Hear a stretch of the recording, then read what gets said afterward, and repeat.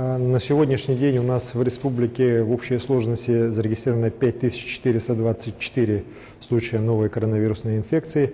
Из них за последние сутки 49 новых случаев, 39 из них в городе Якутске. Хочу также сказать, что 33 человека у нас находятся в тяжелом состоянии, из них 5 на искусственной вентиляции легких.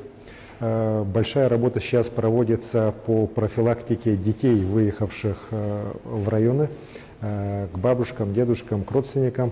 У нас по республике сегодня на учет поставлено 12 006 детей. И принятые меры в районах республики, на мой взгляд, позволили, во-первых, достаточно хорошую систему контроля за здоровьем детей, приезжающих в районы, установить. Ну и, во-вторых, конечно же, обезопасить здоровье, в первую очередь, родственников старшего поколения от возможных случаев заражения новой коронавирусной инфекцией. Случаев заражения как раз от маленьких детей, к счастью, стало гораздо меньше, чем было совсем еще недавно. При этом, конечно же, оперативный штаб республиканский очень обеспокоен следующей ситуацией. У нас количество больных коронавирусной инфекцией стабильно. Мы видим, что оно в районе 50-40, уже практически скоро будет месяц. Вместе с тем, если по Якутску мы наблюдаем все-таки тенденцию, пусть слабую, но к улучшению ситуации, то, к сожалению, в некоторых районах, в первую очередь промышленных, у нас есть достаточно большие риски. Нас беспокоит ситуация и по Мирнинскому району, по Нерюнгринскому району. Сегодня на заседании Республиканского оперативного штаба мною даны поручения в адрес правительства республики, Роспотребнадзора, органов внутренних дел, администрации главы и правительства оказать помощь по всем направлениям работы для того, чтобы ситуацию в ближайшее время все-таки выправить. К сожалению, мы считаем, что здесь есть и определенные упущения со стороны оперативных штабов на местах.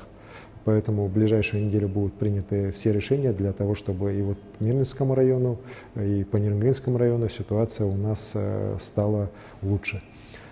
Хочу сказать, что количество тестов у нас все равно остается на 100 тысяч населения одним из лучших в стране. За сегодня, например, практически 3000 тестов сделано. Это все позволяет ситуацию в целом держать под контролем. У нас постепенно уже начинаем мы сокращать количество коек под коронавирусную инфекцию. Вместе с тем, к сожалению, из-за того, что коэффициент распространения инфекции у нас на прошлой неделе был там 1,1, 1,2, сейчас он стал 0,8.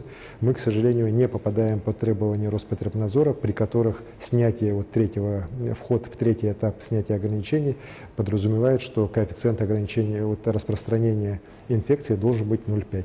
У нас пока по республике 0,8, и еще раз говорю, он у нас на прошлой неделе большую часть был единиц.